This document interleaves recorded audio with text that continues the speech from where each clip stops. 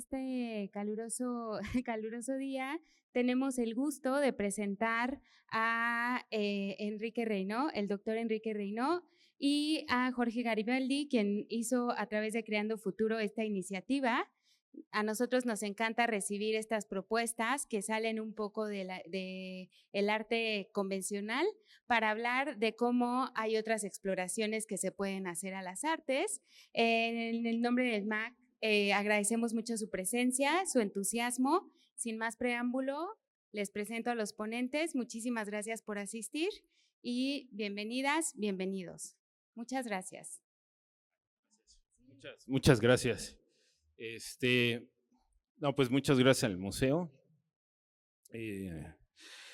Y bueno, les voy a platicar un poco de qué trata la conferencia. Bueno, no la conferencia, voy a hacer la presentación de Enrique Reynó y voy a hablar un poquito del proyecto de Creando Futuro.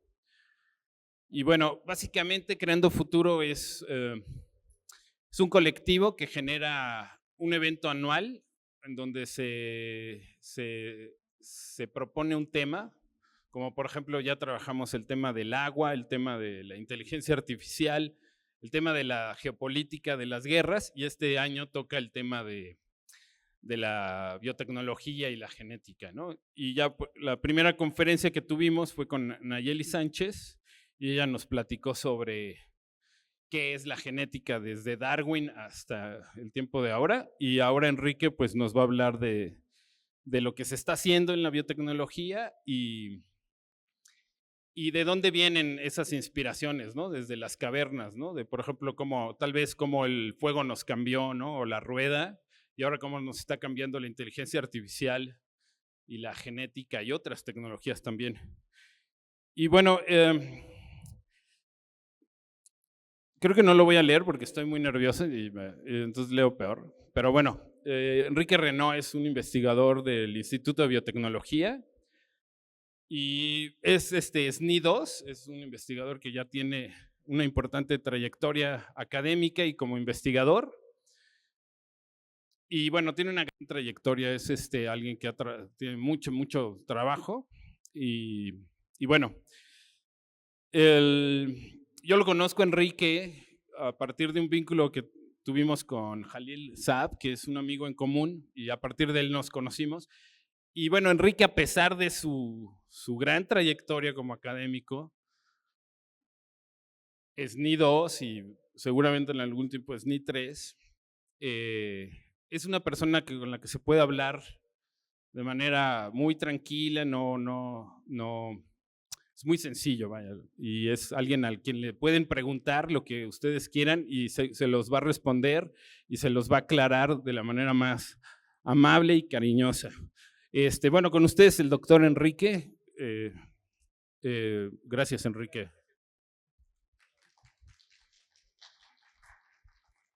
Gracias.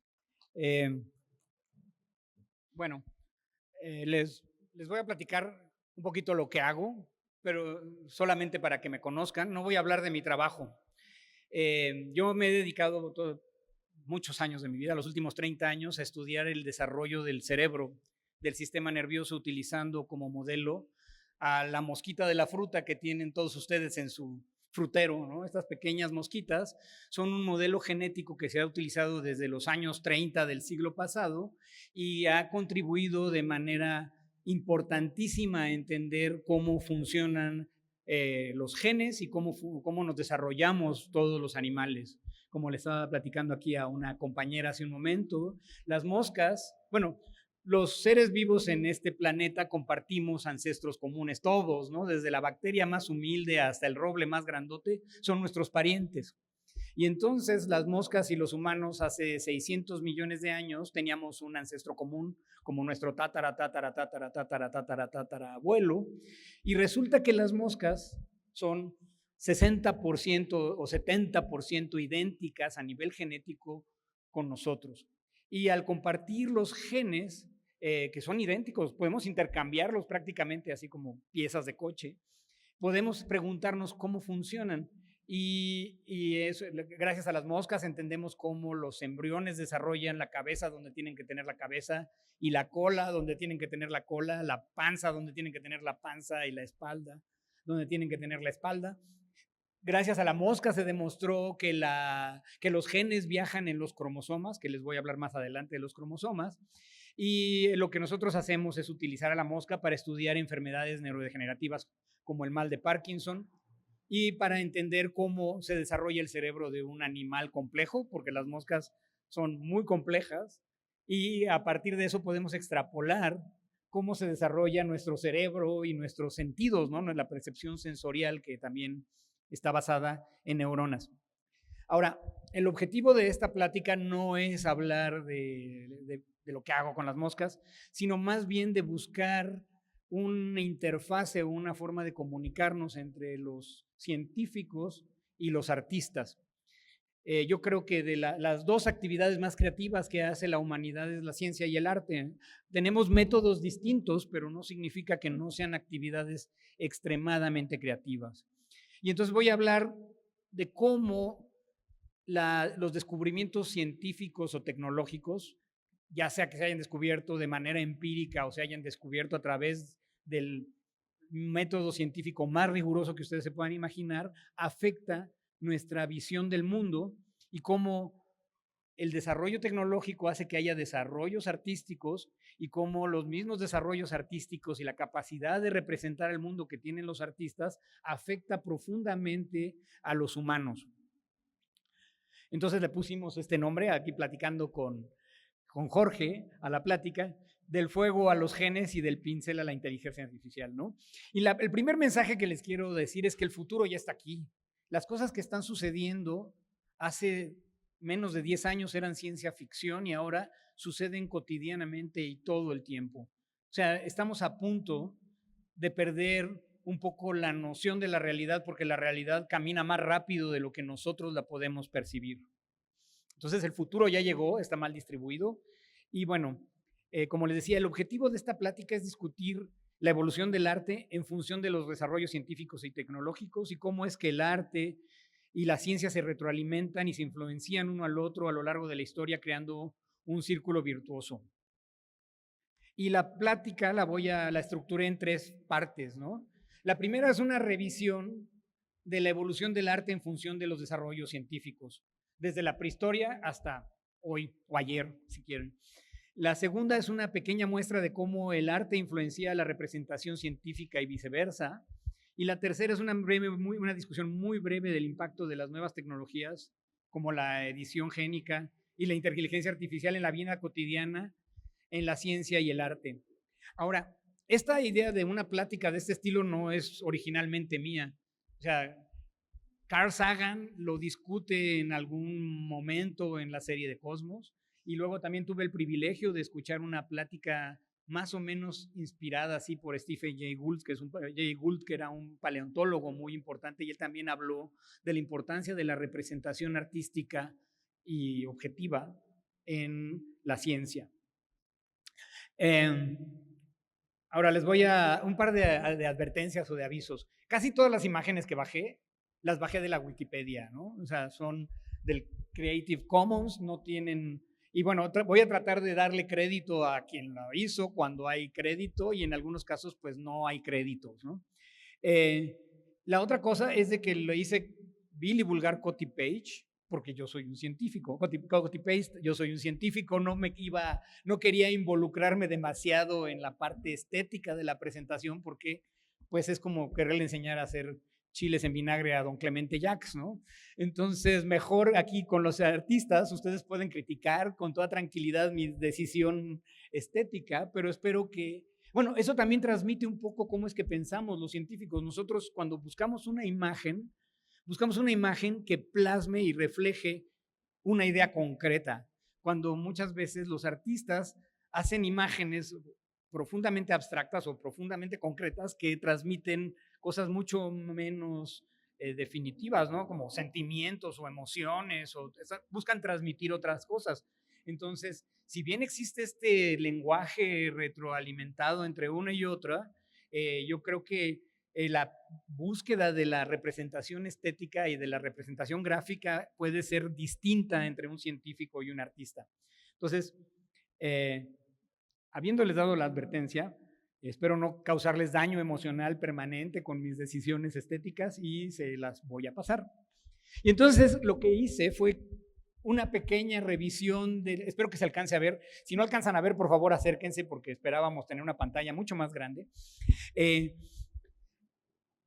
Donde dividí distintas etapas del arte en la humanidad y con las respectivas innovaciones científicas y tecnológicas que lo permitieron, ¿no? Y entonces hay que empezar por la prehistoria. Otra advertencia. Muchos, si no es que todos mis ejemplos, son de ciencia y arte, bueno, vamos a hablar de arte profundamente occidental. Y la mayor parte de los ejemplos científicos pues hablan del desarrollo científico que domina en este momento, el estado del arte científico, pues tiene una historia profundamente occidental, ¿no? También vemos el mundo como lo veía Galileo, ¿no? Totalmente europeo y demás. Excluyo arte no occidental porque no me es fácil encontrar la forma de correlacionarlo con la parte científica, porque les digo, son una creación de la cultura occidental. Así como dudo que aquí cualquiera de ustedes pueda hacer aritmética utilizando los símbolos mayas. O sea, si yo les doy números mayas y les digo háganme una multiplicación, probablemente no lo puedan hacer. ¿Por qué? Porque no estamos expuestos a ese tipo de información. Estamos acostumbrados a hacer aritmética con los números arábigos, ¿no? Y tomando en cuenta el 0 con base 10, ¿no? Pero tampoco podemos hacer aritmética utilizando, no sé, notación binaria o notación hexadecimal. Son cosas que se hacen cotidianamente porque las computadoras piensan en código binario y en código hexadecimal y hacen operaciones con estas notaciones numéricas, pero los humanos modernos no estamos acostumbrados a hacer cuentas de esa manera, ¿no? Entonces, perdón que haya excluido 3/4 partes de la ciencia y de la historia mundial, pero todo en este mundo tiene limitaciones. Y entonces, como les decía, vamos a ir muy rápidamente, son como 15 transparencias de la historia del arte, y empezamos por las cavernas, ¿no? La pintura de las cavernas, que estaba hecha con pigmentos naturales, con carbón, con productos biológicos, ¿no? Como sangre, suero, grasa y demás, pero que permitía a los artistas de la época, déjenme ver si tengo un mejor pointer, le permitía a los artistas expresar de una manera muy intensa su realidad. También quiero que piensen que su realidad, pues, está reflejada en las imágenes y que las imágenes son primitivas, pero todos las podemos reconocer, ¿no? Podemos reconocer aquí aurochs o toros y garcelas y cosas por el estilo. Y esto está acoplado con el descubrimiento empírico de pigmentos naturales como minerales ocres, carbón, hematita, mezclados con fluidos, con sangre, con grasa, herramientas de piedra y huesos y pinceles rudimentarios. En el área de la música, pues no sé, había instrumentos de percusión y flautas de madera y hueso.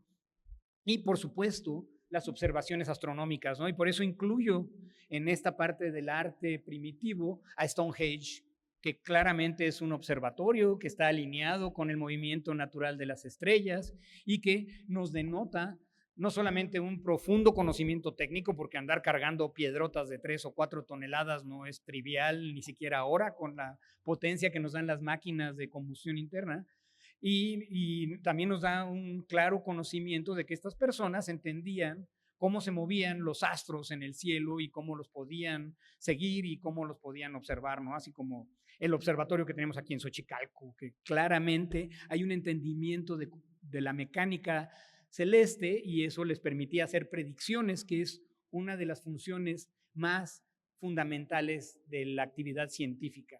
Los científicos estudiamos el mundo para entenderlo y poder hacer predicciones y evaluamos la calidad de una teoría científica en función de qué tan precisas o no fueron sus predicciones. Y las primeras grandes predicciones con una gran certeza fueron las predicciones astronómicas que permitían predecir el cambio de las estaciones y cosas por el estilo, ¿no?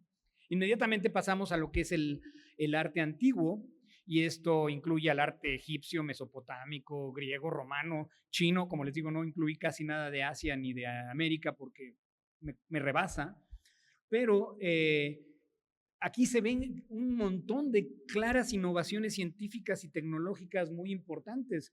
O sea, para empezar, la economía egipcia se basaba en la agricultura, y entonces la tenencia de la tierra era algo extremadamente valioso, como bien lo denota hasta el lema de Morelos, ¿no? La tierra es de quien la trabaja con sus manos. Entonces, ¿quién era la persona más importante en Egipto? Pues eran los geómetras, que literalmente eran los que medían la tierra y podían decir, este pedazo de tierra le pertenece a fulano de tal, y por lo tanto su riqueza es directamente proporcional al tamaño de la tierra que tiene, y eran los que decidían y demostraban que la tierra le pertenecía a alguien. Pero al mismo tiempo basaron en esa idea tan profundamente pragmática la idea de la descripción del espacio físico como nosotros lo entendemos, del espacio y tridimensional, ¿no? Al mismo tiempo se inventaron otras herramientas de piedra mucho más sofisticadas, como las herramientas de sílex con las que se cortaron las piedras de las pirámides, y se descubrieron los metales. Fue cuando se empezó a descubrir el bronce, el fierro de los meteoritos, etcétera, y con estos nuevos materiales, o el papel, ¿no? El papiro transformó la cultura porque nos permitió no solamente hacer representaciones gráficas, sino permitió la invención de la escritura y la transmisión transgeneracional de información, y eso nos permite, o sea, permite transmitir una idea de una generación a la otra, y permite dibujarla, o permite copiarla, y eso, o permite cambiarla, ¿no? Entonces existen todos estos desarrollos tecnológicos basados en la vida cotidiana. Otro ejemplo que les pongo es la cúpula del Panteón en Roma. Esta es probablemente la cúpula no reforzada con acero más grande que se ha construido en la historia de la humanidad. Es una cúpula hecha de concreto. Significa que los romanos en un momento desarrollaron la tecnología para hacer cemento y entendieron la idea del concreto como el que está armado aquí este museo, ¿no? Esta cúpula está hecha de piezas donde ponían piedras y ladrillos dentro del cemento, del concreto, cada vez menos densas. Entonces distribuyen, la parte de arriba de la cúpula es extremadamente ligera y poco pesada, y la parte, pero relativamente frágil, y la parte de abajo de la cúpula, donde pusieron piedras de mucha mayor densidad, con mucha mayor capacidad de compresión, pues hicieron que la cúpula se mantuviera, y tiene 3,000 años esta cúpula, ¿no? 2,500 años, no estoy muy seguro. Otra cosa, podrán decir, bueno, es que qué foto tan fea escogió. Bueno, primero estoy queriendo ver la pantalla atrás. Primero quería ver la cúpula para que vean la magnitud de la estructura, y luego quiero que vean el edificio que sostiene a la cúpula. Y esta es la parte de atrás, la parte fea, donde está la fachada, pero claramente se ve el gran ingenio constructivo de los romanos, porque aquí están los arcos que sostienen a la base de la cúpula, y eso permite que fuera una estructura altísima para su época, ¿no? Entonces, y los contrafuertes. Y a eso pasamos al arte medieval, ¿no? O sea, una idea que me gustaría transmitir así rápidamente es la importancia de la arquitectura y de la ingeniería en el desarrollo científico y artístico, ¿no?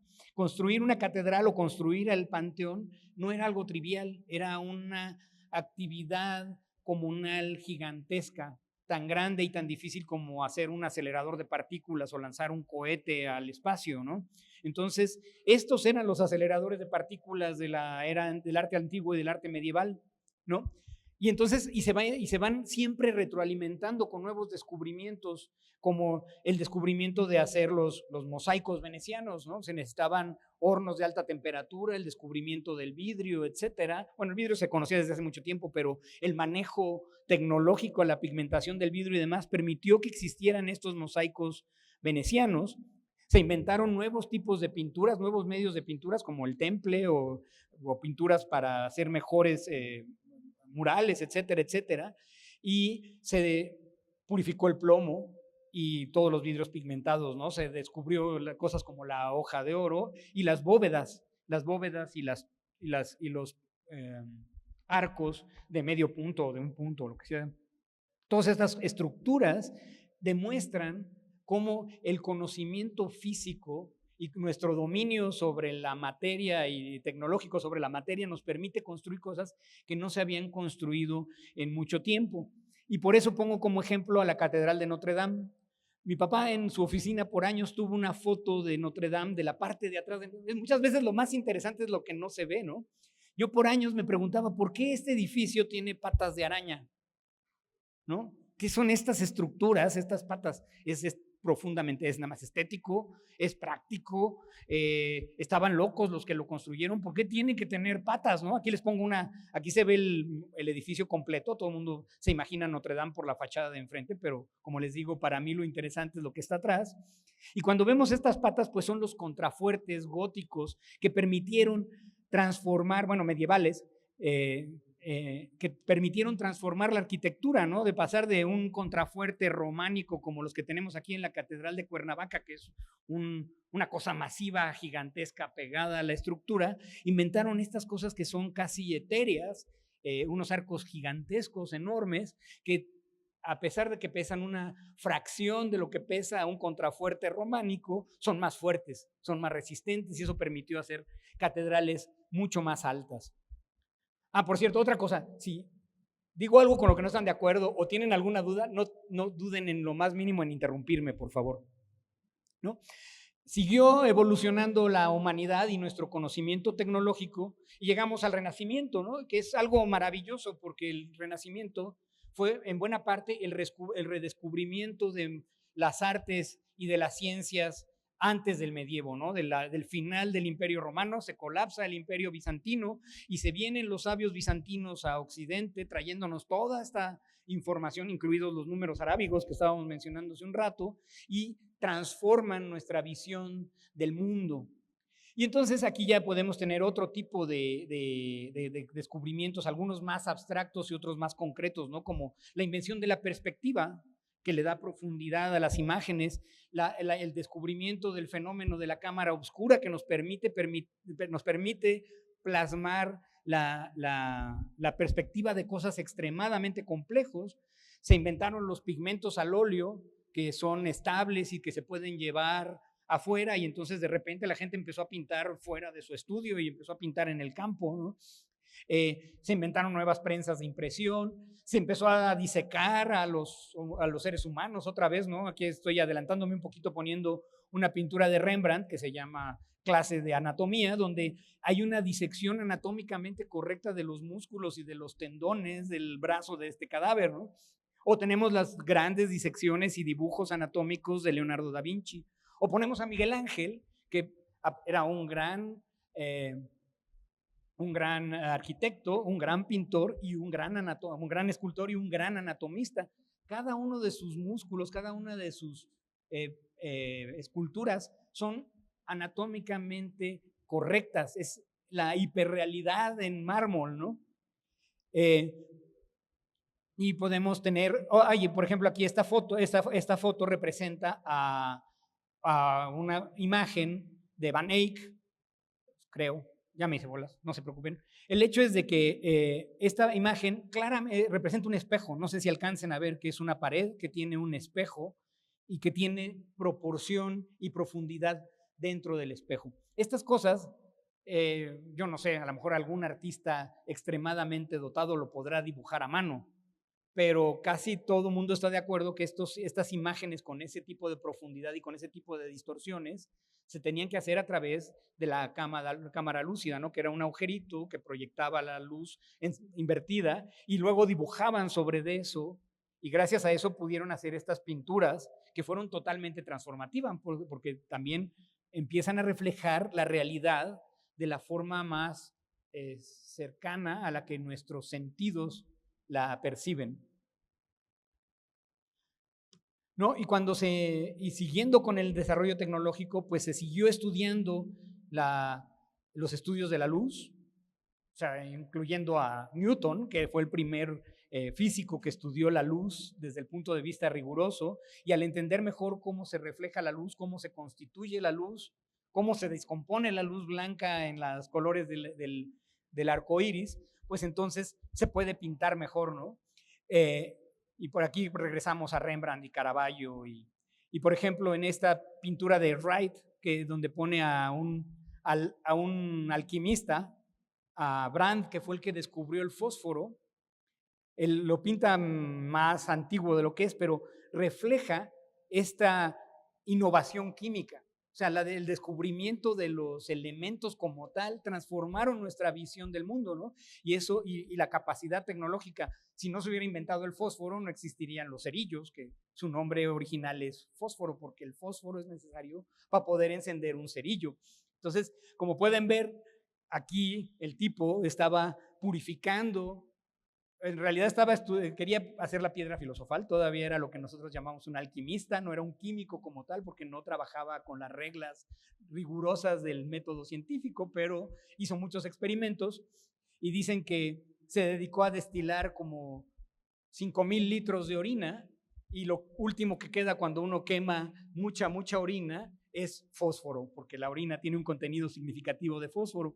Y cuando quemó suficiente orina y purificó suficiente fósforo y apagó la luz, descubrió la fosforescencia y por eso está aquí hincado, no sabiendo qué fue lo que invocó en el momento que inventó el fósforo, que además es una de las sustancias más tóxicas que existen, ¿no? Y bueno, aquí pongo a la maja desnuda y a la maja vestida, porque también en esta época fue cuando nos empezamos a liberar de muchos moralismos y el arte, yo creo que se volvió mucho más lúdico y eso también le permite a la ciencia ser más lúdica. Y finalmente pues ya llegamos a la edad moderna, al neoclasicismo y romanticismo, y entonces tenemos otros tipos de descubrimientos, ¿no? Se descubre Pompeya, existen mejores medios de transporte y se puede conocer el mundo mucho mejor. Se inventan cosas muy prácticas como los lápices de grafito y los cuadernos y el papel barato, y se pueden hacer bocetos y modelos de hielo y de yeso y demás. Y entonces tenemos este arte extremadamente gráfico y representativo y con una resolución artística, una resolución física cada vez más alta, ¿no? Si se fijan, si nos vamos rápidamente desde la prehistoria hacia el futuro, lo que vemos es de que pasa algo muy parecido con lo que pasó con las televisiones. Empieza a aumentar la resolución. ¿Por qué aumenta la resolución de las imágenes que vemos conforme va evolucionando la tecnología? Pues la resolución aumenta porque nuestro entendimiento del medio ambiente, del planeta, del universo, mejora. Y entonces al poder entenderlo mejor, lo podemos representar mejor. Y ahí esa es una de las cosas que yo creo que es fundamental para entender esta retroalimentación entre la ciencia y el arte. Y al mismo tiempo empezamos a tener una evolución intelectual y científica más compleja y más abstracta, ¿no?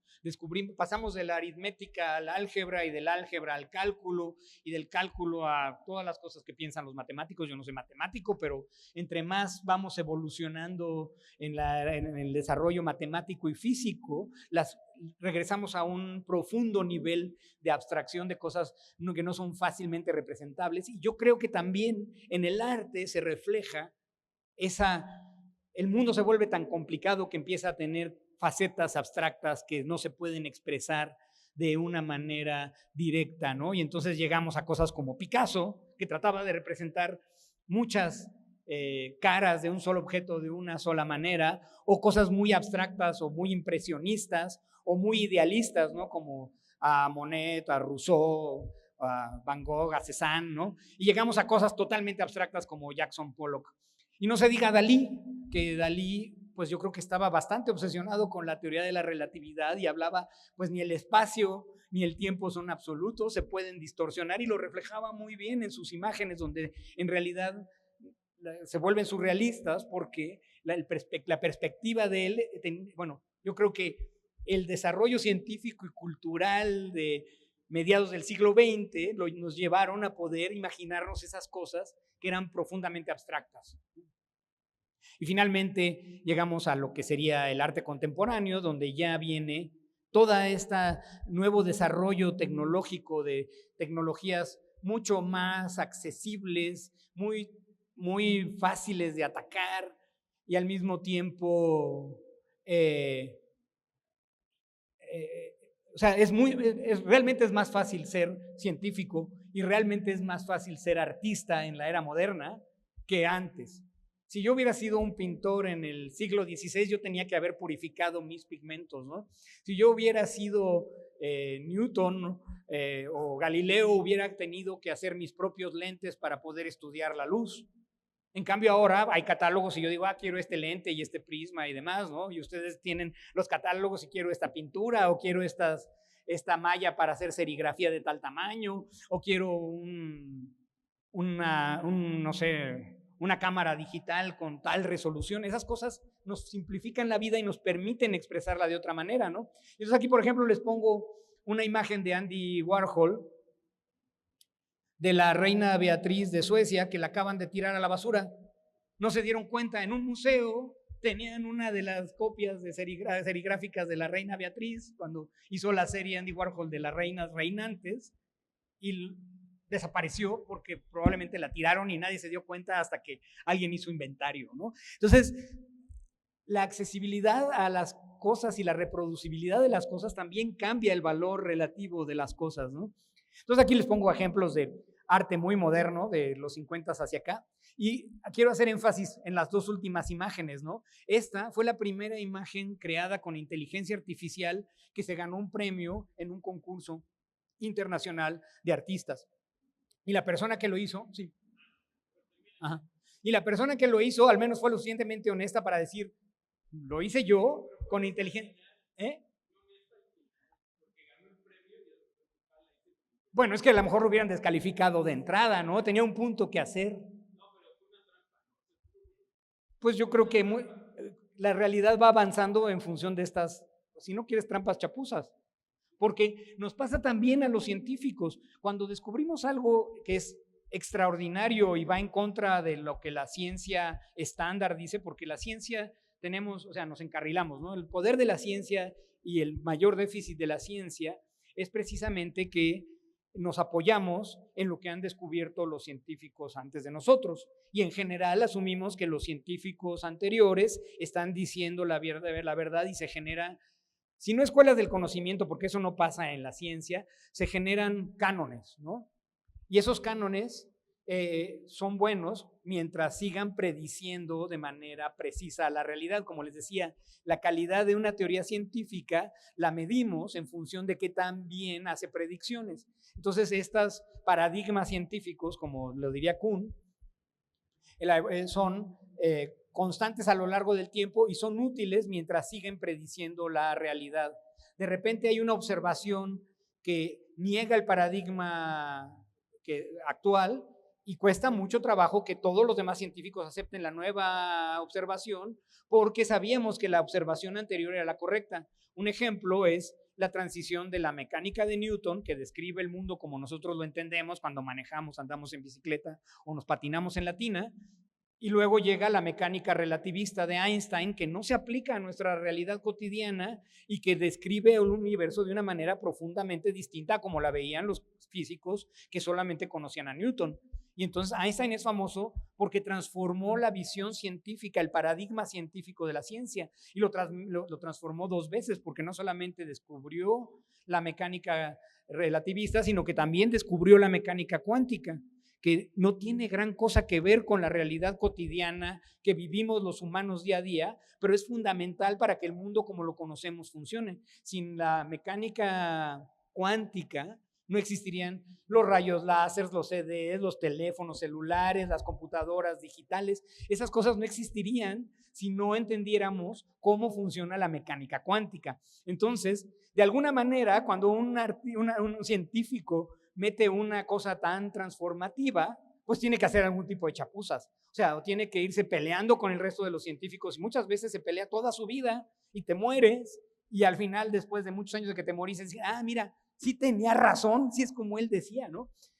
¿Por qué? Porque mientras funcione el paradigma estándar, funciona. Igual con el arte. O sea, ¿por qué Picasso fue tan profundamente revolucionario? ¿O por qué Dalí fue tan profundamente revolucionario? ¿O por qué fue tan difícil que los artistas egipcios se salieran del canon? Porque todos los dibujos de los egipcios tenían un canon. Las cosas se pintaban como decían las reglas. Si tú pintabas fuera del canon, no eras artista. Entonces existen canons, existen paradigmas, y mientras no podamos superar los paradigmas viejos, pues hay una resistencia natural. Y entonces por esto este cuate, si hubiera llegado y dice, ¿saben qué? Yo meto mi imagen hecha con inteligencia artificial, pues no lo hubieran dejado ni siquiera competir, y entonces no hubiera podido ni expresarse ni mostrar el impacto que van a tener estas tecnologías en el futuro, ¿no? Y luego vienen estas cosas que no sé si sean muy importantes o sean una aberración del momento, como los NFTs, ¿no? Los que permiten crear estas estampillas de alto valor porque no se pueden copiar y cosas por el estilo, pero que en realidad todo el mundo las puede copiar, que no sé qué significado tengan ni qué valor tengan, pero no sé si vieron esto de la corriente del chango aburrido, o ¿cómo se llama? Del boring chimp o bored chimp.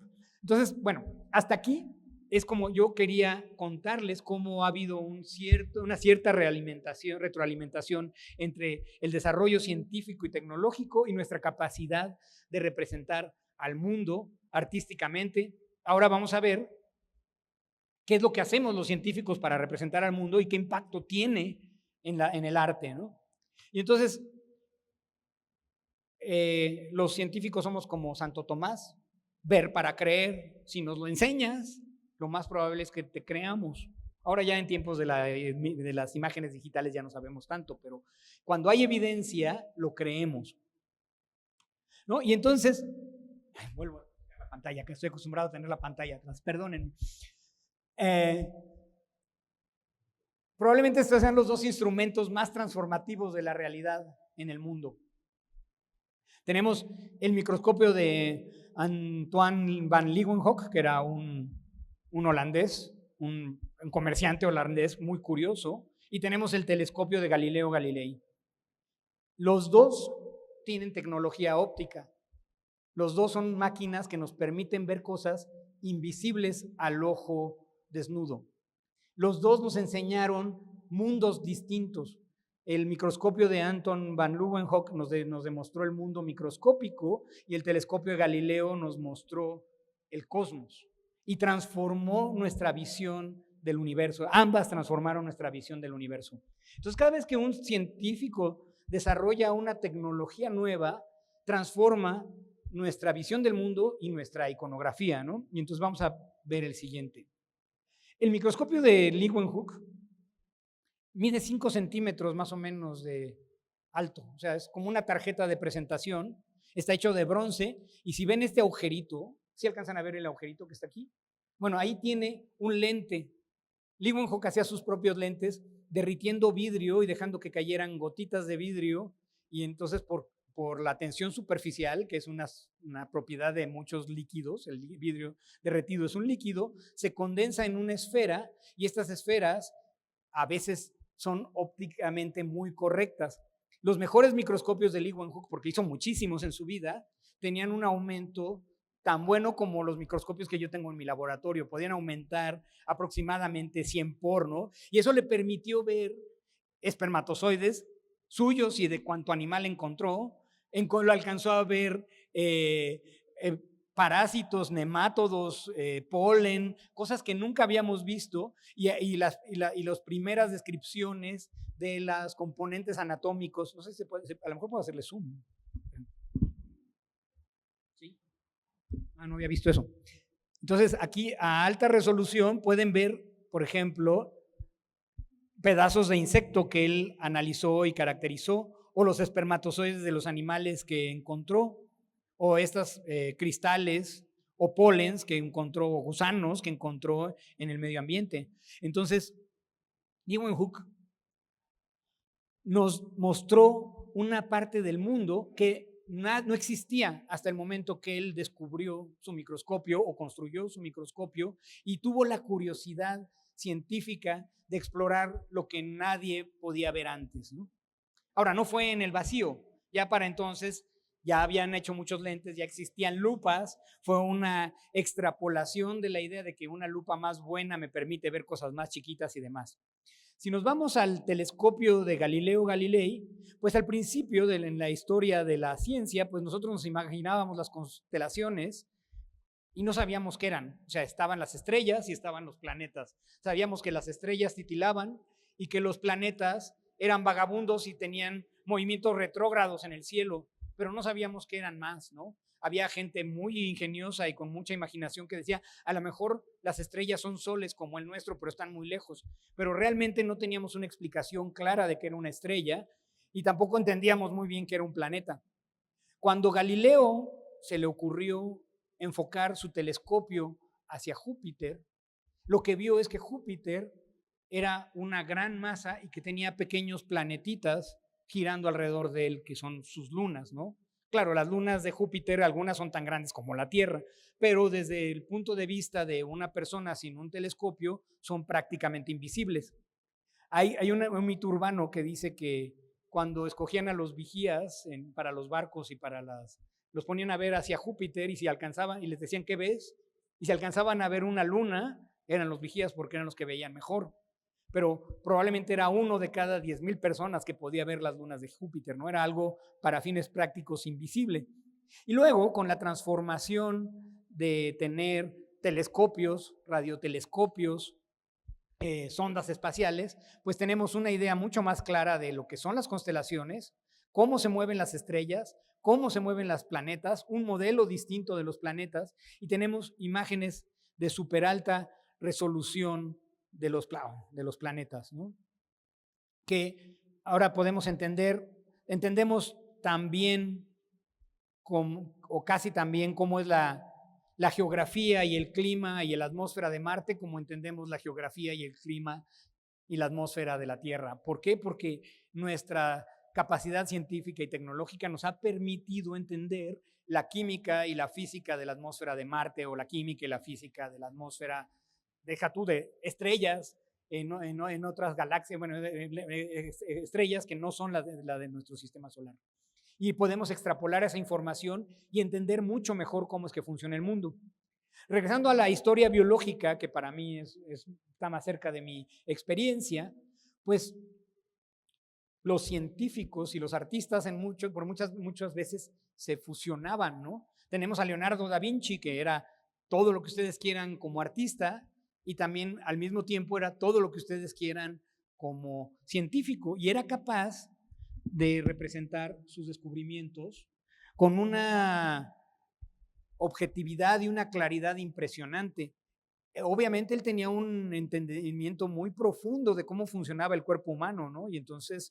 Y esa generó toda una tradición de ilustración médica y científica que nos permite entender la anatomía del cuerpo humano, nos permite entender la biomecánica del cuerpo humano, y además son mapas, así como los mapas de las constelaciones, son mapas que a un médico le permiten seguir un nervio, seguir una arteria y hacer una operación y no cortar donde no debe cortar. Y lo mismo en la representación de los animales. Estas son representaciones victorianas de un pulpo o de animales marinos, y como pueden ver, son muy artísticas. Reconocemos que es un pulpo, pero si vamos y buscamos un pulpo en el refrigerador del supermercado, ¿qué tan cercano es a este pulpo? O sea, así es como lo veía un naturalista en tiempos de Julio Verne, ¿no? O aquí tenemos rotíferos y medusas y demás, y un biólogo la reconoce inmediatamente. ¿Qué tanto reflejan a la realidad? Pues reflejan tanto el entendimiento y el conocimiento del que hizo el dibujo como la limitación técnica que tenía para hacer el dibujo o para reproducirlo. Otro gran ejemplo que no puse, de representación artística y científica fue Santiago Ramón y Cajal. Santiago Ramón y Cajal se ganó el premio Nobel porque describió la conectividad de las neuronas en el cerebro. Lo describió utilizando una técnica química que se llama impregnación por plata, que normalmente tenía muy bonito todo el cerebro, pero como hay millones y millones de neuronas por micrómetro cuadrado de cerebro, pues no se podía resolver. Él encontró unas condiciones donde su técnica de impregnación impregnaba una de cada 1000 neuronas o una de cada 10,000 neuronas y podía ver la anatomía de una sola neurona, y de ahí él pudo describir los tipos de neuronas que tenemos en nuestro sistema nervioso y planteó el paradigma más fundamental de la neurobiología, de que las neuronas se interconectan entre ellas y que muy probablemente no se recambian a lo largo de nuestra vida porque el scaffold o el armazón en el que están metidas es extremadamente complejo. Pasaron muchos años y un mexicano, Arturo Álvarez Bulla, descubrió que sí existen algunas neuronas que se recambian, pero son la excepción más que la regla, ¿no? Entonces, hay un cambio de paradigma, pero es un cambio de paradigma parcial. Pero Santiago Ramón y Cajal es realmente el padre de la neurobiología moderna y de la neuroanatomía, ¿no? Y obviamente, todo este desarrollo tecnológico ha tenido un impacto en la representación artística, ¿no? Y entonces me tomé un gran ejemplo de las ilustraciones de las obras de Julio Verne, porque Julio Verne es precisamente esa interfase entre el arte y la ciencia. Y estoy seguro que Julio Verne ha inspirado generaciones y generaciones de científicos y también generaciones y generaciones de artistas en todas las áreas del arte, ¿no? Desde la pintura hasta la literatura, pasando por lo que ustedes quieran. Y para los científicos también siempre fue inspirador, porque a diferencia de muchas otras líneas de pensamiento, la mayor parte de los científicos serios somos profundamente reduccionistas y creemos que las cosas se comportan de manera material, determinista y mecanística, ¿no? Creemos que los organismos y las células y los componentes de las células son máquinas y están hechas de materia, y al ser máquinas y estar hechas de materia podemos explicar el comportamiento de estas cosas, ¿no? Y entonces aquí pongo otros ejemplos mucho más modernos ya de steampunk y cyberpunk, que son desarrollados, no sé si a mano o a máquina, son de las imágenes que no tengo a quien darle crédito, que las bajé del internet, pero como pueden ver, tienen una conexión directa con la representación victoriana del mundo mecanístico, ¿no? Entonces, la ciencia moderna está profundamente impactada por la representación artística del pasado, y las representaciones artísticas modernas están profundamente impactadas por la ciencia, ¿no? Y por ejemplo, aquí les pongo ejemplos de representación, otra vez, les pongo ejemplos de representaciones técnicas de máquinas, ¿no? Aquí tenemos un teléfono celular, una esprea o un tornillo, a la cámara, a la cápsula Géminis de los astronautas del inicios de la época espacial, una que otra rondana. Como pueden ver, la representación tecnológica real de objetos que tienen que ser reproducidos físicamente tiene su componente estético y artístico y está relacionado con lo que estábamos viendo. Bueno, espero que vean que está relacionado, ¿no?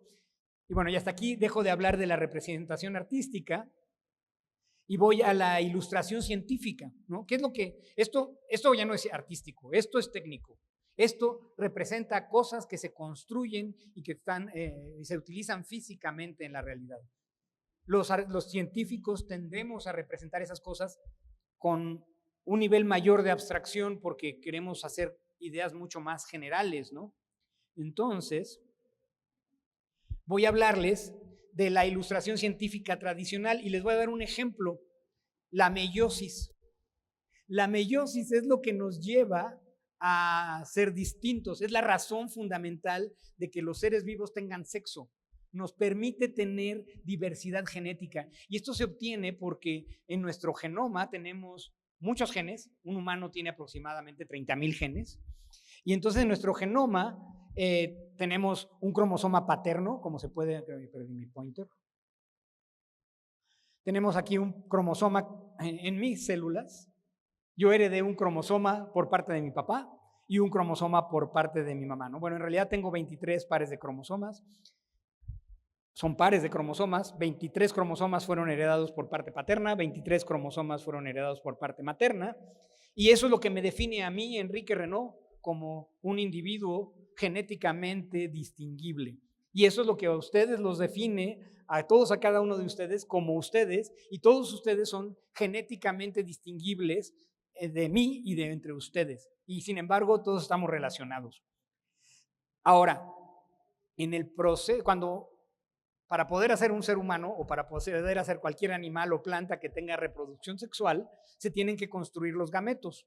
Los gametos son los óvulos y los espermatozoides en el caso de los humanos, o el polen y los óvulos en el caso de las plantas, etcétera, ¿no? O las esporas en el caso de los helechos. Hay muchos, el sexo se ha inventado muchas veces en la historia evolutiva de la vida porque tiene ventajas, porque nos hace que no seamos clonales. Ser clonal es muy peligroso. Por ejemplo, todos los plátanos que nos comemos vienen prácticamente de una misma planta en el mundo. Todas son clonas. Si llega a haber un virus o bacteria o hongo que sea letal para los plátanos, se extinguen los plátanos comerciales. Afortunadamente existen plátanos silvestres que podrían ser resistentes y a lo mejor podríamos sustituir a una variedad de plátano por otra, cosa que ya pasó. Ya una vez tuvimos una extinción masiva de plátano comercial por la misma razón, ¿no? Entonces, lo que hace la recombinación genética, la recombinación meiótica, es agarrar a los genes que viajaron en el cromosoma de mi papá con los genes que viajaron en el cromosoma de mi mamá y luego barajearlos. Pero imagínense que es una baraja de 30,000 cartas, ¿no? Entonces, cada uno de nosotros tenemos una mano astronómicamente compleja y distinta y por eso somos física y genéticamente distintos unos de los otros, por este baraje genético.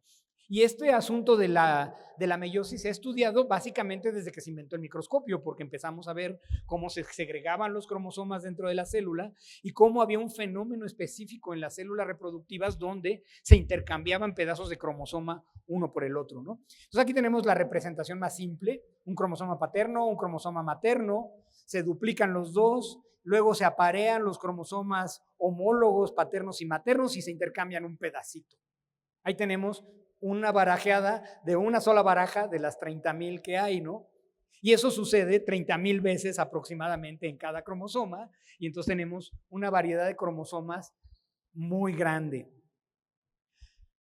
Esta es uno de los dibujos, de los primeros dibujos que trataban de representar la meiosis en mosca, en mi modelo. Este dibujo lo dibujó el mismísimo Morgan, de cómo es que se recombinaban y se cambiaban las cromátidas hermanas en los cromosomas de la mosca en los 30 del siglo pasado. Y esta es una imagen moderna también para tratar de, para tratar de representar la meiosis. Entonces tenemos esta imagen donde también vemos cómo se intercambian pedacitos, pero realmente son caricaturas extremadamente simplistas. Y luego tenemos aquí una representación mucho más abstracta, mucho más mecanística de cómo funciona a nivel molecular entre las cadenas de DNA de los cromosomas. Así es como yo aprendí cómo funcionaba la meiosis y cómo funciona la recombinación, porque cuando yo era estudiante no existía la tecnología que les voy a presentar en la siguiente transparencia. Esto no es más que una animación parecida a la realidad, lo más cercana a la realidad que tenemos ahora, ¿no? Y entonces aquí tenemos, se rompe, para poder hacer recombinación homóloga, pues tenemos que hacer una ruptura del DNA y tiene que inducir esto la recombinación homóloga. Y entonces los voy a tratar de ir platicando conforme va sucediendo la película, ¿no? Entonces, aquí podemos ver dos cromosomas. Los voy a tener un momento. Estos son los mismos dos cromosomas, pero desde más lejos. Y estas bolitas se llaman nucleosomas. Son rueditas de proteína donde el DNA literalmente se enrolla sobre sí mismo y genera, porque el DNA de nuestras células mide más de 1 metro de largo y tenemos una copia de cada cromosoma en cada una de nuestros miles de millones de células. Entonces tenemos literal miles de millones de kilómetros de DNA. Para poderlos empaquetar en el núcleo tienen que estar enredados en estos carretitos que se llaman los nucleosomas. Aquí podemos ver, y esto es la doble cadena del DNA, ¿no? Entonces aquí lo podemos ver cómo sucede. Todo se está moviendo porque está a temperatura ambiente, ¿no? Y entonces existe el movimiento browniano por el calor del medio ambiente que hace que las moléculas se muevan. Entonces están aquí las dos cromátides hermanas de dos cromosomas homólogos, el paterno y el materno. Se alinean más o menos a grandes rasgos donde están. Y luego está el DNA suelto. Como ven, hay moléculas que empujan a los nucleosomas y los quitan. Y luego llega una nucleasa que su trabajo es cortar el DNA en 2 pedazos. Y entonces pasa una catástrofe molecular en ese momento. Cuando hay una fractura de doble cadena del DNA, la célula dice: aquí hay un problema muy serio, tenemos que arreglarlo. Tenemos 3 opciones: o lo arreglamos, o lo recombinamos, o nos morimos, o 4 opciones, o nos volvemos cancerosas, ¿no? Cada vez este tipo de mecanismos, cuando fallan estos mecanismos, es cuando nos da cáncer, ¿no? Entonces, lo ponemos y una molécula de proteína agarró y dijo: no, no se vayan, quédense aquí los 2 pedazos. La tiene detenida una punta y la otra punta, porque si se le va, se genera una mutación irreversible. Luego llega una nucleasa que se come una sola cadena del DNA y nos deja una cadena sencilla, y llegan otras proteínas que estabilizan a la cadena sencilla del DNA para que no vaya a romperse o a recombinar con donde no debe, ¿no? Porque existen esos riesgos. Y una vez que se come un pedazo lo suficientemente grande para que la maquinaria de reparación lo reconozca, llega a una etapa que son las moléculas que se encargan de controlar la calidad del DNA. Esta proteína, esto es un ciclo biológico, ¿no? Toda la información para hacer estas proteínas está en el genoma. En el genoma se lee la información, se hacen las proteínas, y las proteínas se encargan de mantener y reproducir al genoma. Este es BRCA1 y existe su socia que se llama BRCA2. Son genes o proteínas súper famosas porque BRCA1 y BRCA2 son cuando hay mutaciones en BRCA1 y BRCA2, son las principales causas de cáncer de mama y de ovario en las mujeres. O sea, y algunos hombres que son mutantes para BRCA1 y BRCA2 también les da cáncer de mama. Entonces este es el gen maestro, uno de los genes maestros que regula la reparación y la recombinación del DNA. Entonces BRCA1 dice: hasta aquí llega la degradación, por favor me arreglan el DNA. Llega otra proteína que estabiliza el filamento de una sola cadena del DNA y lo recubre. Como pueden ver, son muchas proteínas que se pegan unas a las otras haciendo esta cosa. Y luego aquí es como si fuera un milagro. Hay otras proteínas que jalan literalmente al DNA y lo parean con la cadena sencilla, más o menos en la región que corresponde a donde se tiene que reparar. Y luego hay máquinas que se llaman helicasas que se encargan de desnaturalizar, de separar las 2 cadenas de DNA, y luego o permiten que el DNA se apareen, porque no sé si sepan, pero la principal característica de la cadena de DNA es que el DNA es capaz de reconocerse, de reconocer copias idénticas a sí mismo. Bueno, son copias antiparalelas, pero es una copia de sí mismo, ¿no? Y entonces se está buscando literalmente al nivel del nucleótido, donde tenemos 300,000 millones de nucleótidos en nuestro genoma, a nivel de nucleótido, ¿dónde está la falla? Y entonces busca por identidad y dice: esta base sí aparea o no aparea, y de repente encuentra dónde es la región de apareamiento, se aparea con la cadena que estaba rota, llega hasta donde está la fractura, y luego llega a la DNA polimerasa, y a partir de ahí empieza a copiar la cadena complementaria y reconstituye a la molécula que se había roto originalmente. Y entonces de esa manera lo que acabamos de ver es el barajeado de un gene de un cromosoma al otro, y entonces se reconstituye en las 2 cadenas del DNA por la DNA polimerasa, y eventualmente, y esto hace que los 2 cromosomas, el paterno y el materno, estén pegados físicamente por un momento. Y después se genera esta estructura que se llama la estructura de Holiday, donde se queda un cromosoma con el otro cromosoma en forma de cruz. Y entonces este cromosoma en forma, la unión de Holiday viaja alrededor del DNA por un rato hasta que llega a un lugar de máxima tensión. Si se imaginan, el DNA es como una liga que han retorcido mucho, ¿no? Tiene fuerzas intramoleculares muy intensas. Y entonces llega un momento que las 2 Holiday Junctions se encuentran, las uniones de Holiday se encuentran una con la otra, y luego llega una nucleasa, la resuelve y se arregla. Una nucleasa que nada más corta una sola cadena de DNA, y entonces se resuelven y ya tenemos 2 cromosomas que recombinaron, o 2 cromosomas que fueron reparados físicamente por esta maquinaria física. Yo hubiera querido que así me enseñaran a mí la recombinación, honestamente, hay mucho menos. Y bueno, aquí vienen todas las enzimas que participaron en esta película, como pueden ver, y también los que hicieron la película, ¿no? Créditos a los que hicieron esta peliculita. Cada día hay más. Ajá. Bueno,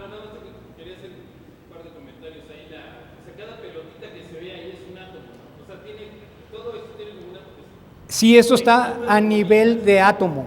Ajá, prácticamente todas las proteínas que vemos, cada una de estas bolitas es un átomo que constituye a cada una de estas moléculas. Y luego la otra cosa que quería comentar es el nivel de complejidad al que hemos llegado de entender la maquinaria biológica que la creó la evolución. Sí, esto representa millones de horas, hombre, de estudio científico integrado en una sola. Ajá. O sea, la naturaleza por sí misma es una maquinaria súper sofisticada, más sofisticada que cualquier cosa que el hombre haya creado hasta ahorita. Hasta ahorita. En el tiempo histórico en el que entendemos esa maquinaria y en el que empezamos a meterle mano.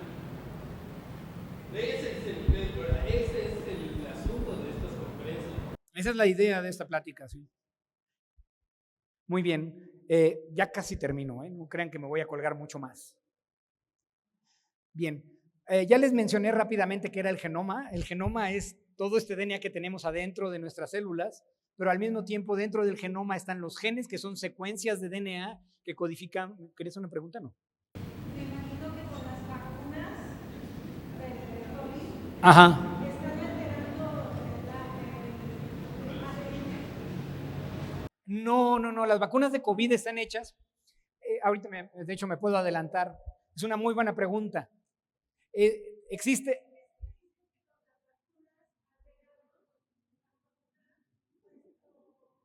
Genoma. No es cierto. Mira, te voy a platicar.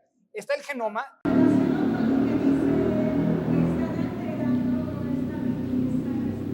No están. Mira, ahorita vamos a hablar de.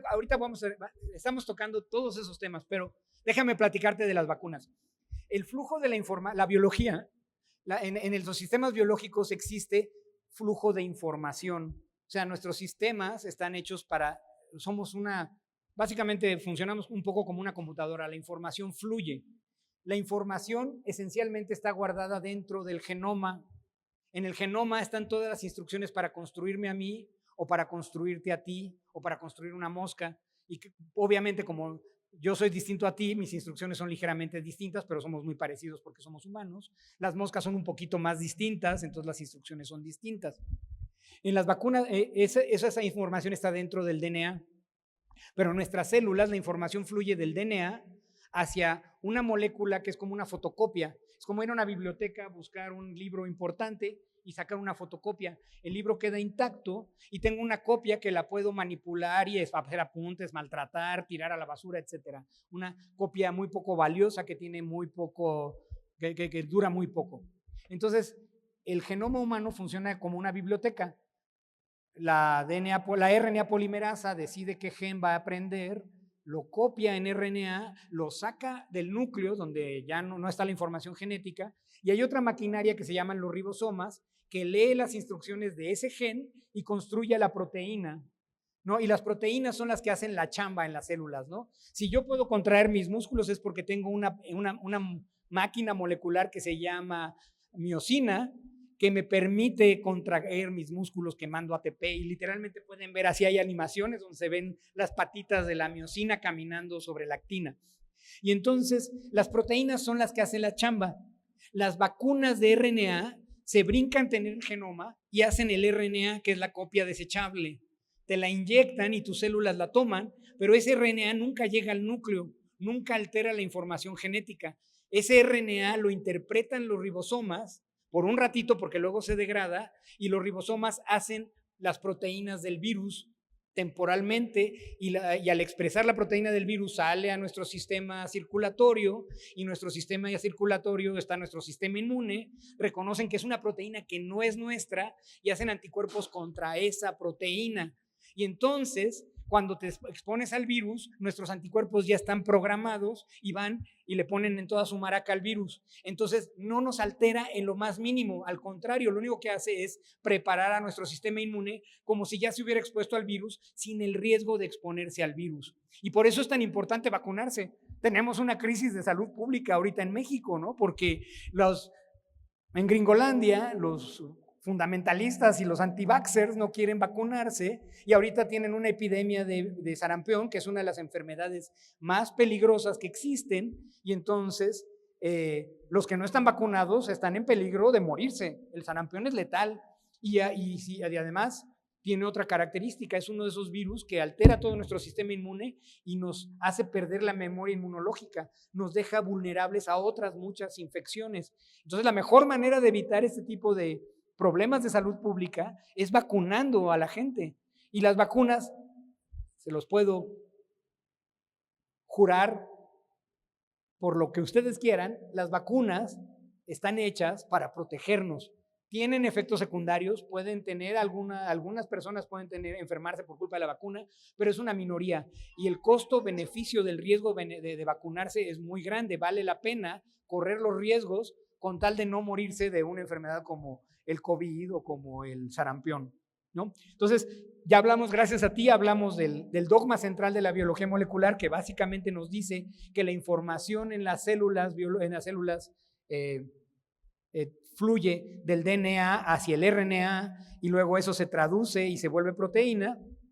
Y tenía algo más que decirles. Bueno, nada más que acuérdense que el genoma es el libro o la biblioteca donde están todas las instrucciones necesarias para construirnos y cada una de esas instrucciones son nuestros genes y que podemos... Sí. No hay preguntas absurdas. Ajá. Quiero antes de... Creo que estás apagada. Bueno. Quiero como detenernos un poquito y preguntarte cuál es la proporción del ojo humano, o sea, qué escala, no sé si se diga así, se necesita para poder observar. Me quedé con el ejemplo, o sea, para poder que sea visible al ojo del científico. Me quedé con el ejemplo que dijiste de las patitas, que es una imagen que recuerdo de la molécula que va así, que es muy bonito. ¿Cuántas veces se necesita amplificar eso para que nosotros lo podamos ver? ¿O cuál es la manera de interpretar estas moléculas tan pequeñititas para los que no somos expertos en ciencia? Gracias. Es una excelente pregunta. Nuestro ojo tiene una resolución de aproximadamente 1/10 de milímetro. Si ustedes visualizan una regla, tenemos las rayitas de la regla y tenemos lo que se llama la resolución, que sería algo aproximadamente de 1/10 del espacio entre las dos rayitas pequeñas de una regla de centímetros, ¿no? No significa que no veamos cosas más chiquitas, significa que si tenemos dos puntos que podemos ver visibles, cada uno de ellos, los vemos como 2 puntos hasta 1/10 de milímetro de diferencia. Si hacemos menos de 1/10 de milímetro, vemos un solo punto. Eso es lo que se llama la resolución óptica de un artefacto óptico como el ojo, o una cámara o un microscopio. Un microscopio de luz moderno, o el mejor de Leeuwenhoek, porque les dije que eran casi tan buenos como los modernos, tiene el objetivo más grande que funciona es 100 por, o sea que vemos cosas que pueden estar 100 veces más cerca de esa 1/10 de milímetro.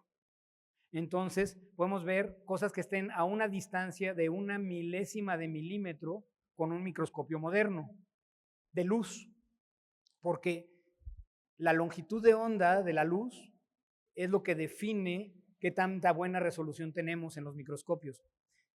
El siguiente nivel de resolución son los microscopios electrónicos, que en lugar de luz utilizan electrones, que también son radiación electromagnética como la luz, pero tienen una longitud de onda muy chiquita. Los mejores microscopios electrónicos, que se llaman criomicroscopios electrónicos, porque tienen que funcionar casi al cero absoluto, porque las cosas se mueven por el mero hecho de no estar congeladas a cero absoluto, a menos 270 grados. Esos son capaces de tener una resolución como de 50 Armstrongs, que son, o sea, como 50 átomos. Vamos a decir, lo más chiquito que podemos ver con un microscopio electrónico son como 50 átomos. Una raya de 50 átomos de carbón o de oro es lo mejor, lo que podemos reconocer con un microscopio de estos. Las imágenes de las patitas estas no existen, son modelos, son representaciones hechas en computadora de muchas fotos que se han hecho con microscopía electrónica o con difracción de rayos X. La difracción de rayos X esa sí tiene resolución atómica, y entonces lo que hace las moléculas, las proteínas o la sal, incluso casi el azúcar, son capaces de cristalizarse, y cuando uno las irradia con rayos X, que son de longitud de onda cortísima, interaccionan con los cristales. Nos los podemos imaginar como un andamio, una latiz, entonces de muchas repeticiones de la misma cosa, interaccionan de manera física con la materia y son difractados hacia distintos lados, y a través de un proceso matemático complicado que se llama transformadas de Fourier, uno puede decir cómo se ve la molécula que hace al cristal, porque en realidad estamos tomando millones de fotos de baja resolución y las juntamos en una sola y podemos ver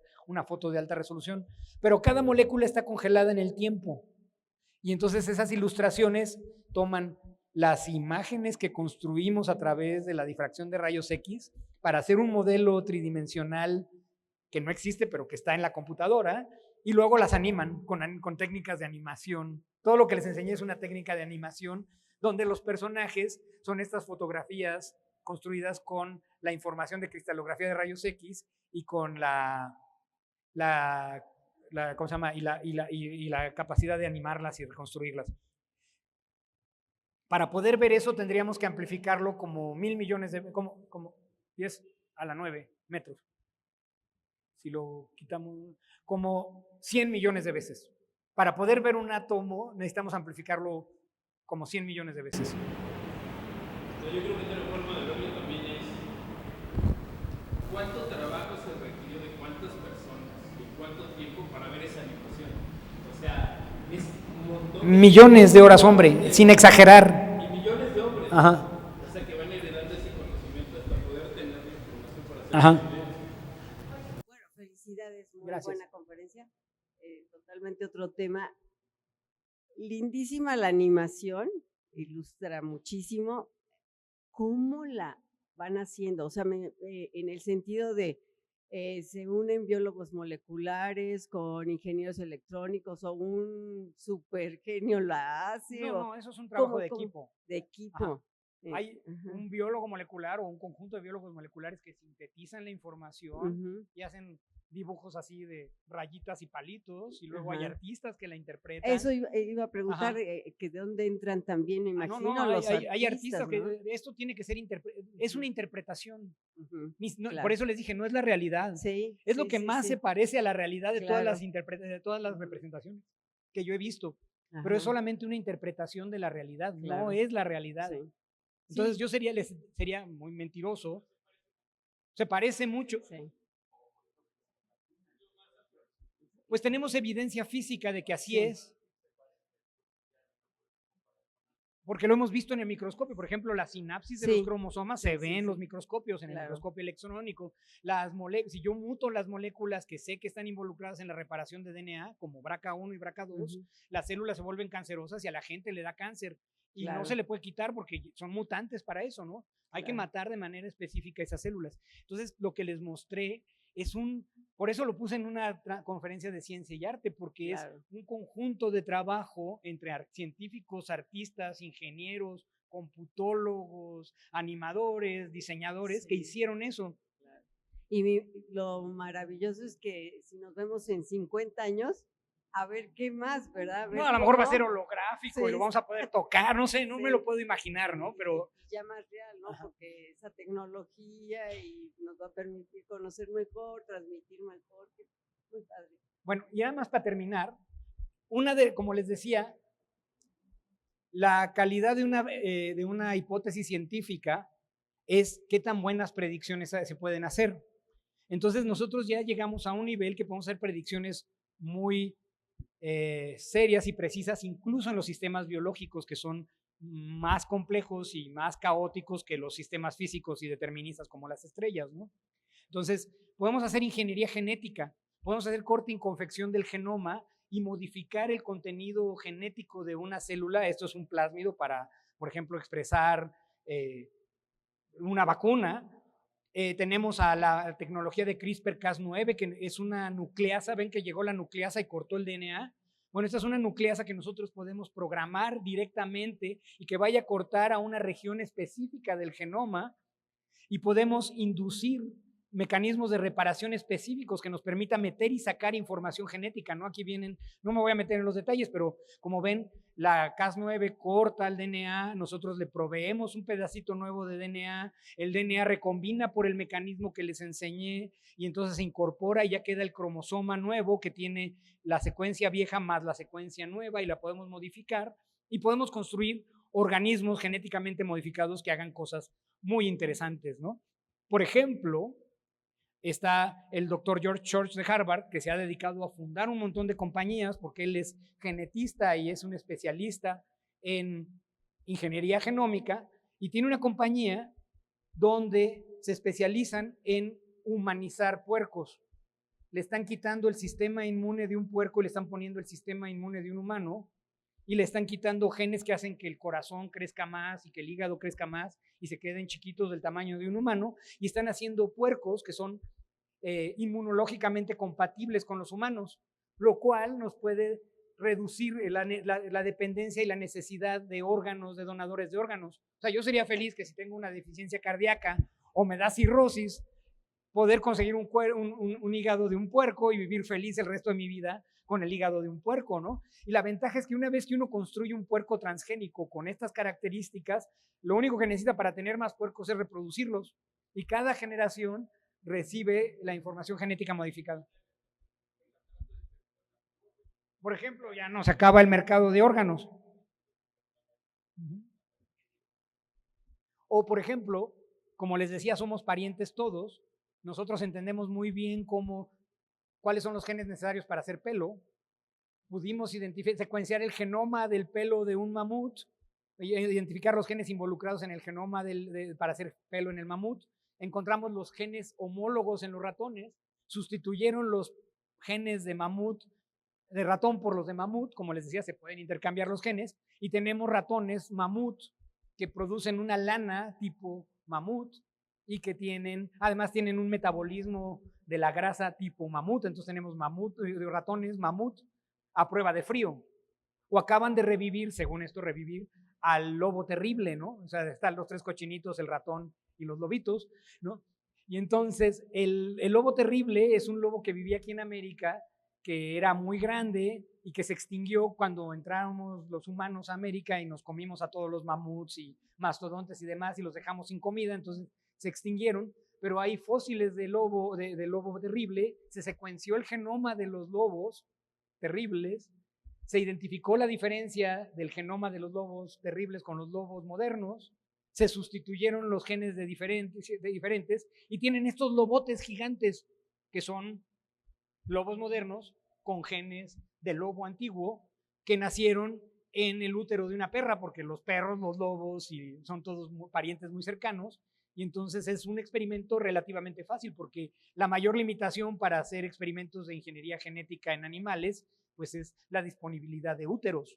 Entonces, los úteros de perro son bastante disponibles, los úteros de ratón son bastante disponibles, los úteros de puerco son muy disponibles, igual los huevos y los genomas y todo eso. En humanos hay muchos más conflictos éticos y sociales que tenemos que solucionar, pero no hay ninguna razón por la que no podamos editar nuestro genoma. Ajá. Sí, bueno, respecto a eso, por ejemplo, el famoso maíz transgénico con lo que el gobierno está luchando que no haya maíz transgénico. Sin embargo, todos comemos maíz transgénico y es lo que predomina en el mercado mexicano. Sí. ¿No? Además que casi todo es importado. Bueno, no predomina, el consumo humano sí está más regulado, pero el amarillo, que es para consumo animal, que sí llega a los humanos, ese sí es transgénico. Ok. Ajá. ¿Es bueno o es malo? ¿Por qué no? ¿Por qué lo defienden tanto Bueno, el lo original? Defienden por dos razones. Cuando el transgénico ya se le ha hecho tratamiento para que no tenga plagas, para que no transmita muchas cosas, etcétera, etcétera. O sea, el transgénico, desde el punto de vista de ingeniería, es mejor que el maíz original. A ver, primero vamos a explicar cómo funciona el maíz transgénico. El maíz transgénico, su cambio con el maíz normal es que le agregaron un gen o conjunto de genes que lo vuelven resistente a un herbicida que se llama glifosato. Entonces, si ustedes siembran a su maíz en el campo, tiene que competir con todas las hierbas malas del campo, ¿no? Si ustedes pasan el herbicida, matan a toda la hierba mala y como el maíz transgénico es resistente, no tiene que competir, crece y el rendimiento por hectárea aumenta dramáticamente, ¿no? Entonces, esa es la parte buena del maíz transgénico. Hay dos partes malas. Una, el glifosato. El glifosato es una sustancia muy moderadamente tóxica, pero no deja de ser tóxica. Cuando nosotros comemos maíz transgénico, comemos muy poquito glifosato, porque el glifosato solamente se pone al principio del ciclo de cultivo.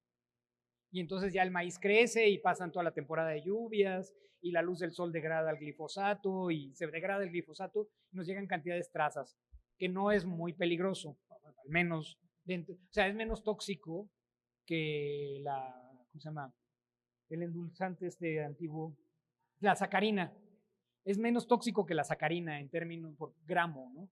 Para los humanos, pero es tóxico hasta cierto punto. No podemos negarlo porque los científicos no negamos nada. Ahí está, hay un nivel de toxicidad muy bajo que es negligible, como el riesgo de ponerse una vacuna. Es muy bajo, pero existe. Entonces, el otro problema entonces tenemos el glifosato, que es malo. El gen en per sí, el gen extra, no hace ninguna diferencia realmente. Podemos analizar el perfil genético de muchas plantas y hay más variedad, más diferencia en el perfil de expresión de proteínas entre las variedades nativas del maíz que en las variedades comerciales, son mucho más homogéneas. Entonces, el gen extra para la resistencia al glifosato no incurre ni causa ningún riesgo. Es una proteína más que nuestro cuerpo digiere. El problema es el glifosato. El otro problema que yo creo que es el verdadero es que atenta, bueno, es una cuestión comercial. Nosotros no podemos, o sea, los campesinos no pueden agarrar el maíz transgénico y volverlo a sembrar. Eso está prohibido. ¿Por qué? Porque se los vende Monsanto o se los vende Pioneer. Entonces, es una cuestión comercial que nos daña a nosotros como país y como productores de maíz. Esa es una. Y la otra es de que disminuye la diversidad genética del maíz y entonces puede pasarnos algo como lo que pasa con el plátano. El día que le llegue una plaga, no vamos a poder contender con eso. Entonces, la razón de proteger al maíz de los transgénicos es sobre todo mantener nuestra biodiversidad y nuestra independencia económica y alimentaria y no depender de semillas que nos manden de otro lado. Es una cuestión de proteccionismo comercial. El otro problema es de que es muy buen negocio. O sea, la producción de maíz transgénico produce muchas más toneladas por hectárea que la producción de maíz tradicional. Y entonces, si una persona dice, es que yo voy a ganar 1,000 pesos por hectárea, voy a ganar 15,000 pesos por hectárea, pues se dedica al maíz transgénico o se dedica a la amapola, porque el maíz normal no le va a dejar. ¿No? Ese es el verdadero problema, es un problema económico que sufrimos todos y que como sociedad tenemos que contender y decidir cuál es el bien mayor. Yo personalmente creo que puede existir un punto intermedio. Hay razones de peso para producir maíz barato porque se necesita dedicar menos tierra, por lo tanto hay menos daño ecológico, como etcétera, etcétera, hay más biodiversidad y demás utilizando maíz transgénico y además, por otro lado, hay que promover el uso y la valoración de los maíces tradicionales y a lo mejor tener hasta un precio diferencial donde se le pague mejor a la gente que tenga maíz tradicional, ¿no? Pero bueno, ya es otra historia. Finalmente, nada más los quiero invitar a que, si quieren leer más sobre la ingeniería genética, yo escribí estos tres artículos en la revista de nuestro instituto, que se llama Biotecnología en Movimiento. En estos 3 números tengo uno sobre esta es la nueva era de la ingeniería genética, que lo escribí hace casi 10 años, donde les platico mucho de lo que se hace actualmente. Aquí tenemos otro donde describo la primera terapia génica basada en la tecnología de edición genómica, y esta, que es la del niño de la piel transgénica, es un niño que tenía una mutación que hacía que no se le pegara la piel, y entonces vivía todo el tiempo como con quemaduras de 3er grado, y estuvo a punto de morirse, y le tomaron a las células madre de su piel, las transformaron con el gene que les faltaba, hicieron cultivos de esas células y los amplificaron. Aquí hay un código de barras, si gustan, y que los lleva a la revista. Las revistas son gratuitas. Por favor, inscríbanse. Si se inscriben les van a llegar las noticias y tienen acceso a todo el acervo de la revista. Yo soy editor y si tienen alguna pregunta, con cualquier momento me pueden preguntar. Y luego finalmente, para ver el futuro, pues le pedí aquí a Jorge que me regalara una de sus imágenes y entonces el futuro de la ingeniería genética pues a lo mejor no tiene límites, ¿no? Aquí Jorge lo hizo tanto a mano, y estas son con inteligencia artificial. Yo no sé qué pensaba Jorge, en realidad la que más me gusta es la oruga. No sé si es un traje de oruga donde se mete un humano o es un humano hecho oruga. Ajá. Y entonces estas son imágenes de Jorge. Se ve que le gustan las piernas y las cosas con muchas patas porque nos hizo también un tranvía patón. Pero realmente estamos empezando a tener las herramientas para construir casi cualquier tipo de organismo como ustedes quieran construirlo. Y es una tecnología que nos va a transformar. Y eso agréguenle el poder de la inteligencia artificial que nos permite hacer cosas que nosotros no podemos hacer. Yo jamás podría pintar algo así. Yo me gusta la programación, pero soy muy mal programador, pero sí sé qué es lo que quiero que mi programa haga, ¿no? Entonces le puedo pedir a la inteligencia artificial que programe por mí y me hace unos programas increíbles para analizar mis datos. Se viene un futuro que no podemos entender y no podemos predecir y que tenemos que estar muy conscientes para poder contender con él. Y bueno, eso es todo lo que les quería platicar. Cada cristal representa básicamente una tesis de doctorado de un alumno en el área de química o biología. ¿No? Hacer un cristal de una proteína y resolverlo es un trabajo de un doctorado completo. Con esta tecnología de AlphaFold se entrenó utilizando todas las estructuras de las proteínas que se han acumulado en los últimos 70 años y luego quedó también entrenado que en menos de una semana existe una base de datos donde cada vez que alguien secuencia un genoma lo puede guardar ahí, se llama el GenBank. Entonces ahí en el GenBank están representadas prácticamente todas las proteínas que codifican todos los organismos del ecosistema terrícola. Y esta cosa resolvió en semanas la estructura de todas esas proteínas. Miles de millones de tesis de doctorado se hicieron en menos de una semana. Está cambiando el mundo de una manera imposible de imaginarse.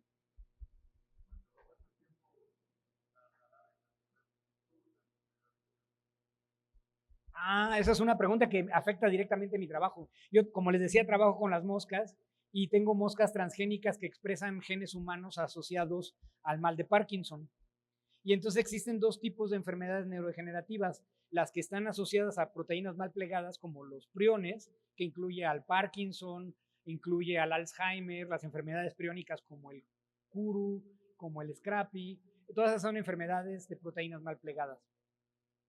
Entendemos por qué se pliegan mal. Tenemos mecanismos para evitar que se plieguen mal. Lo que nos falta es la tecnología para meterla en el cerebro. Pero yo creo que no va a tardar mucho, porque sí es muy preocupante. O sea, de aquí todos los que estamos, 1/3 se va a morir de cáncer, perdón que sea tan mala onda. Otro 1/3 se va a morir de enfermedades cardiovasculares y el resto, si nos va bien, vamos a llegar a viejos y nos vamos a volver loquitos, ya sea de Parkinson, de Alzheimer, de Huntington o de alguna de estas enfermedades, ¿no? Es lo malo de ser científico, uno hace predicciones horribles, ¿no? Pero esperemos que la tecnología avance tan rápido como yo estoy proponiéndolo y que lo podamos evitar, ¿no? Bueno, no sé si tengan alguna otra duda o pregunta. Muchas gracias por su atención. En esa nota feliz. Bueno, muchísimas gracias, Jorge, por hacer el enlace. Gracias, Enrique, por esta increíble presentación que nos hace a todos pensar y sobre todo a nosotros que no somos científicas, pues sí, como que nos deja con muchas dudas y muchas inquietudes. ¿Te parece si dejamos ese en el pizarrón del estacionamiento para que también la gente escanee el QR una vez que hayamos terminado aquí? Y bueno, pues muchísimas gracias de nuevo y muchas gracias a las personas que vinieron hoy. Estuvo muy interesante y seguramente que podríamos hacer otra colaboración en el futuro. Bueno, muchas gracias. Gracias, Enrique.